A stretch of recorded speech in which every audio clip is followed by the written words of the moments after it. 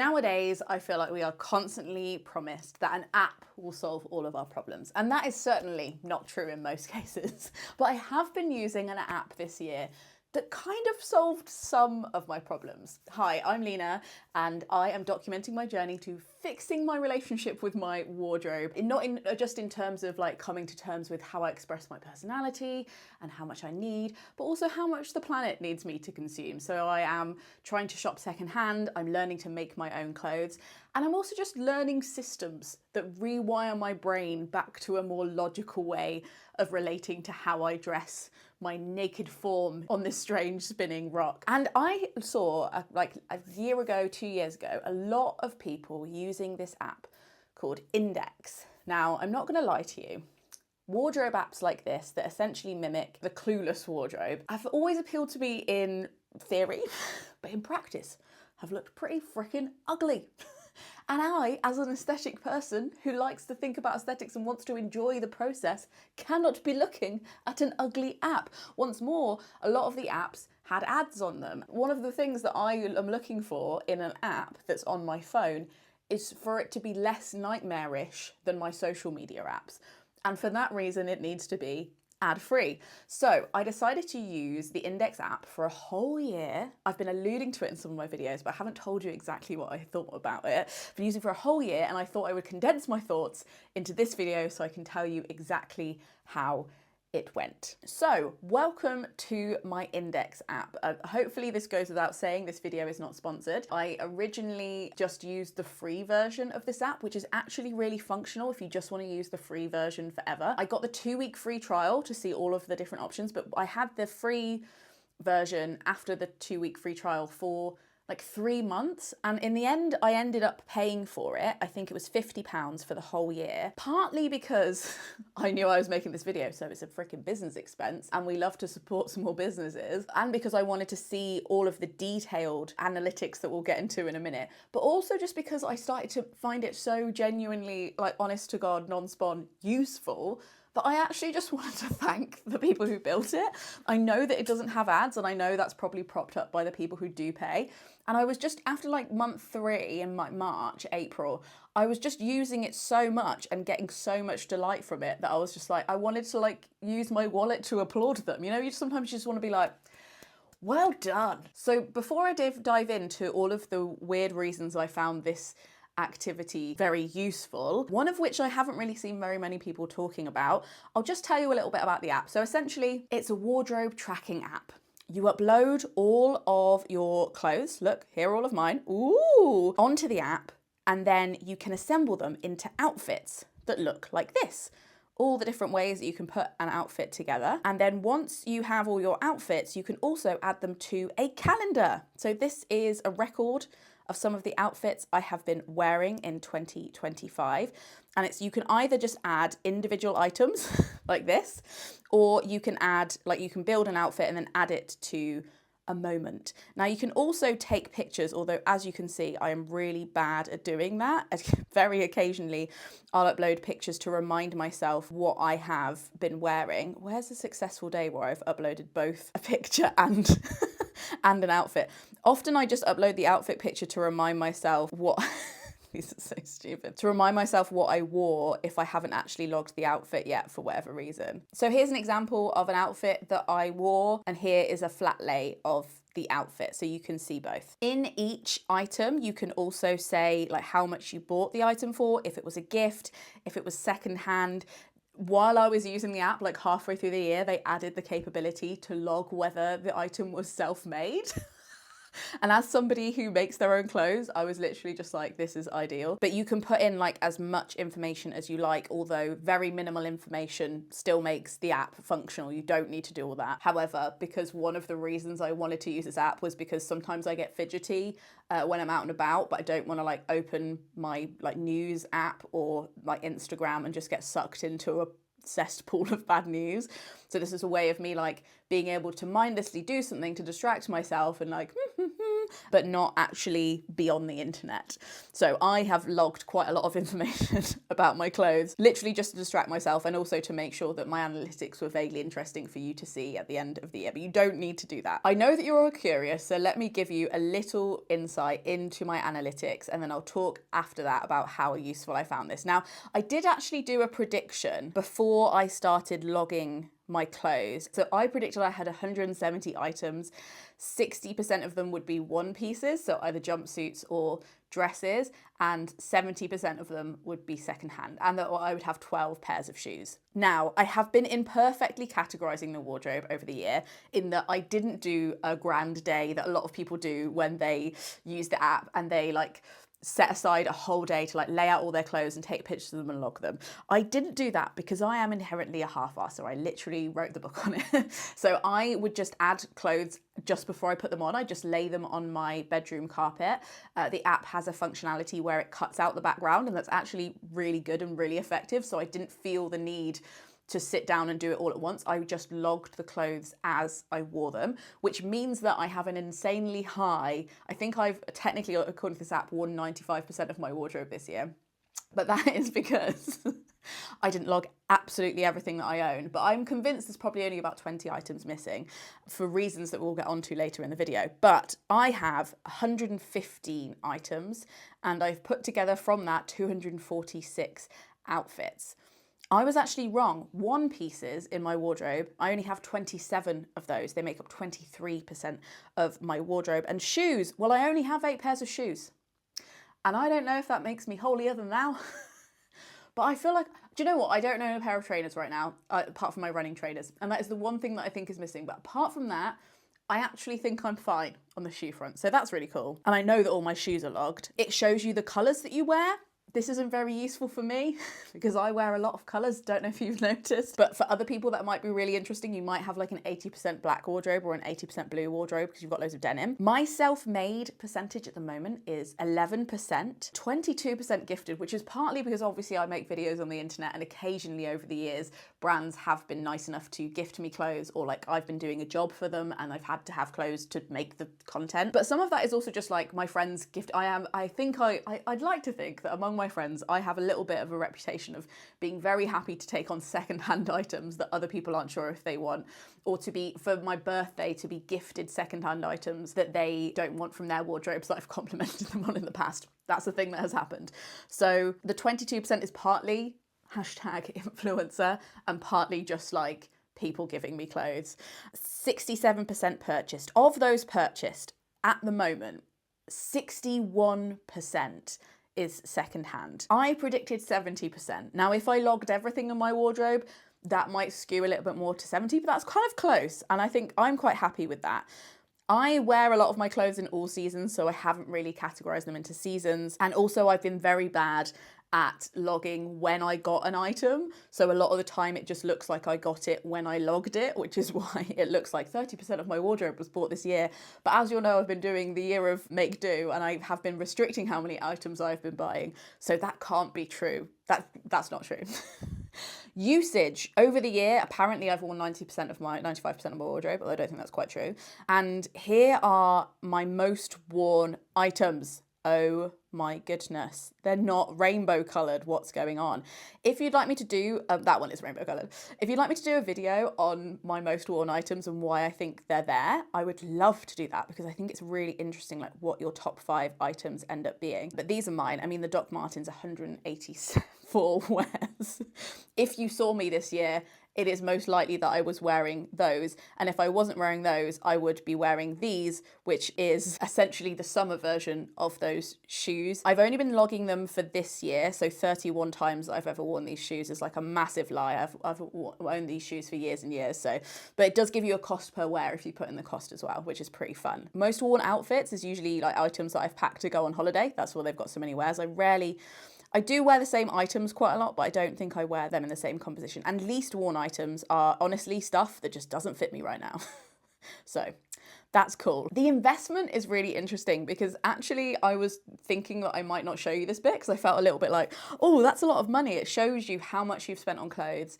and the total value of those clothes. So what is satisfying if you're a second-hand shopper is you can put in the actual, like the new price of the item, like what it estimated what it would have been had you bought it new, and then what you got it for second-hand. And that is insanely satisfying because apparently I am £1,400 in the green. That's a beautiful bit of data. But also this £2,000 is like the value of my wardrobe, which is actually really good if you need to insure, like if you're getting house contents insurance, to have like this kind of data on what you own. Insane. But also I was like, that's really high. But then I divided that by 115, and that actually only works out as about like average £17 an item, which, considering this wardrobe includes my wedding dress and like all of my different like shoes and stuff like that, I'm like, £17 an item. I actually think that's gone okay. So yes, hopefully that has given you a good idea of what is on the app. Now, the reason I wanted to make this video, because I thought if I didn't find it that interesting, I'd probably like just mention it in passing in other videos, or maybe make a reel about it or a short or something like that. But the reason I wanted to make this video is because I genuinely think that this would be really useful for you if you're somebody who's trying to be more conscious about the planet. Not if you're somebody who feels like you're a fashion girly, because while I think I am a clothes enthusiast, I mean, I'm sitting here in a handmade advent calendar pair of dungarees. I wouldn't call myself like a chic fashionista, but I think this is really useful for people in loads of ways. In fact, I only have one con, and that is it's very hard to do perfectly. Like, it's very boring to have to put your data in every day of like what you're wearing, or take a picture of yourself. Don't feel like taking a picture of myself every day, even though this is my job. That might be weird, but I just don't want to do that. And also, like, categorizing all your clothes felt like a really huge job. The good news is you can half-ass it. Like I said, I've been doing it gradually as I've been putting the clothes on, categorizing stuff before I wear it. And I also, just when I'm sitting on the sofa or like scrolling while watching a film, I'll just find similar items online that people have taken a good picture of and upload that. That's very easy to do. If I've bought an item new, I can go through my emails and look at the original website listing and use that picture. If it's on Vinted, I often use either the picture that of the item that I bought on Vinted, or find a similar item on Vinted where somebody's taken a better picture of the same item and nicked that. There's been a lot of stealing when it's come to assembling my virtual wardrobe, and that part has been easy as well. On the pro side, which is mainly what I wanted to talk about, one, I think I mentioned fiddling when you're bored. Because of whatever demographics I am giving out to the algorithm, it really wants me to scroll websites, and that is something that is very comforting and fun for me, to scroll websites and see what's out there, and also to scroll Vinted. However, there is something very healing about being able to scroll things you already own, being able to shop your own wardrobe, put little fantasy outfits together, play around in those moments where you do want a little bit of downtime for your brain and you don't want to think very deeply about anything, but you also don't want to be encouraged to shop. To be able to scroll your own wardrobe, it just hits different. The second pro was really understanding what I have. Like you saw, I estimated badly what I had, and I think it's really good, especially if you are out literally in shops shopping, or on your phone looking to shop for things, being able to open an app on your phone and see if you already own that item or a similar item in a similar color, or even being able to look at what you would pair, like what's actually in your wardrobe that you would pair that item with were you to buy it, is a really good way of working out whether you actually need to buy an item. I saw a video recently where a woman mentioned that she actually uploads pictures of items that she might want to buy to her Indyx app, like she's already bought them, and then tries to style them with different things and like sees how it fits into her wardrobe. And I was like, that is genius. I'm going to try that. It not only is like, if you're going to scroll, it's a little bit more of a more wholesome scroll, but it also helps you make more sensible choices when you're introducing new stuff into your wardrobe. And then thirdly, and I think this one is the biggest one for me, it really showed me visually how few days there are in the year, and realistically how many clothes I can drape on my body in that time. It is insane. There are items in my wardrobe that I would say, if somebody asked me, like off the cuff, do you wear this item often? I'd be like, I wear that item all the time. Can't get that item off my body. You can prize that from my tiny little claws. Then I go into the app and it's been 365 days and I've worn it 5 times, which is still a lot of times, but I wouldn't say it's a favourite. Once you realise that actually you do go back to the same few items quite a lot, and the fact that you have so little time in life, even if you wear like 2 outfits a day, if you're like somebody who does like an outfit change in the middle of the day, there is like a limited amount you can actually use the items in your wardrobe, and it helps you understand that actually you might not need as much of a big wardrobe as you thought, especially as like my wardrobe, my 115 items does include things like colourful tights, which I think are part of the outfit and I need to know whether I've worn them. So it includes my tights, which I think is something that maybe not everybody would include. But what it did result in me doing, and this is something that I wasn't expecting, because for this year I have been doing a low buy where I've been limiting the amount of items I am allowed to introduce into my life, is that I sold or gave away, I think, between 50 and 60 items this year. Directly, I would say, because of this app, not even subconsciously, directly because I was like, I haven't worn that in 6 months and I don't think I'm going to wear it in the next 6 months, and it doesn't have any good memories attached to it and I don't feel that good in it. What am I doing? And like being able to see a calendar and be like, that's a long time to not wear an item, really freed me up. And it's I was not expecting to clear out my wardrobe. That was not one of my personal goals for this year, but I really have like stripped it back in a way that there's probably still loads of items to some people, but like because of this app, because I was like, when am I going to wear it? Look at this tiny little calendar. Look at this short little life I have. And by the way, when you get rid of an item, it doesn't delete it from your library. It will delete it from your current wardrobe, but it won't delete it from your old outfit. So you can still look back at it fondly and be like, oh, remember that top? We had great times. So yes, in summary, I would say I had an overall positive experience with this app. It does have a lot of other capabilities that I haven't used. For instance, you can get a personal on there. You can get your friends to style you, apparently. That's a functionality they introduced during the year that I haven't explored yet, but that's really cool. And something I talk about in my book Half-Assed Human is about this idea of mushroom wardrobes and how like making our wardrobes connected to our friends' wardrobes and people in our community, so that we have this like more of like a kind of underground exchange. And I think that using this app would be a really cool way of being able to browse your friends' wardrobes and be like, oh my God, you've got that dress in that size, like could I borrow it for this special occasion? Like instead of them having to guess what you might like or having to ask, you do you know what I mean? Like I wouldn't show everybody, there are certain people that I would just let them browse my wardrobe whenever they wanted and like let them see if they wanted to borrow anything. Another thing I haven't used it for, but I have heard is really useful, is for travel, for packing. So you can make little like capsule wardrobes within your wardrobe index and like then assemble outfits from it, or you can build a packing list from several, I know it's so, just explaining it, I'm like, God damn, who thought of this? Is so clever. You can literally go through like your most worn outfits from the last like 3 months if you're going on a trip and be like, oh, yeah, I want to wear that outfit, that outfit, that outfit, and that outfit. And it will like collate a list of items that you can pack that make all of those outfits. Oh, God, humanity. No wonder we went to the moon, with goddamn geniuses. Anyway, I hope you enjoyed that summary of how I felt about my experience with the Indyx app. It probably goes without saying that I will be continuing to use it and I will be more thoroughly categorizing my wardrobe going forward, especially as I add more self-made items. You know the rush, if you make your own clothes or you knit, that rush of finishing an item and being like, I made this item, this is amazing.